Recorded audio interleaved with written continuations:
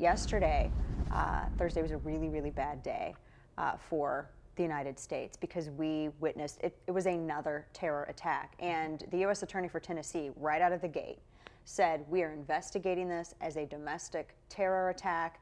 And of course, everyone immediately started speculating as to the identity of this individual. And people started thinking back to 2009 because there was a gentleman named Muhammad, a terrorist named Muhammad, who did the same thing to an army recruiting center. And now history is repeating itself. This guy, Mohammed Yusuf Abdulaziz, shoots up 2 different locations, 4 Marines gone.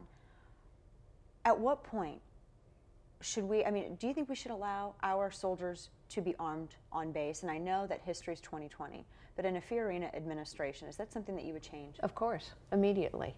Look, in addition to having the sad history of this happening previously, we also know that ISIS has said that they are targeting military installations, recruitment facilities, and military families. We've known this for almost a year now. They've been very explicit about it. And so, of course, we need to permit these fighting men and women to defend themselves. I mean, think about this. These are Marines who stormed battlefields in Ramadi in Afghanistan, and they're killed by a coward driving by in his car, and they have no way of defending themselves. It is outrageous. I would change the policy immediately, and I'm very disappointed at the lack of action from this president. It breaks my heart. One of the Marines, a 2-time Purple Heart recipient. Right. And he cannot defend himself. You know, if these Marines had had any way to defend themselves at all, this perpetrator would be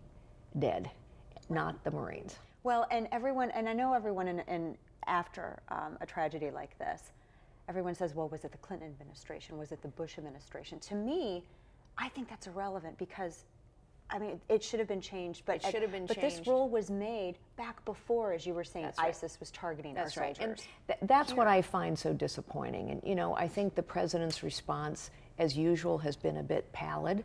Honestly. He didn't even say Islamic terrorism. Yes. What is his motive, I wonder? This is an unbelievable tragedy, not only an attack on the homeland, clearly, but whether this guy turns out to be ISIS-inspired or not, it's clearly an attack on the homeland and military installation, not the first, as you point out.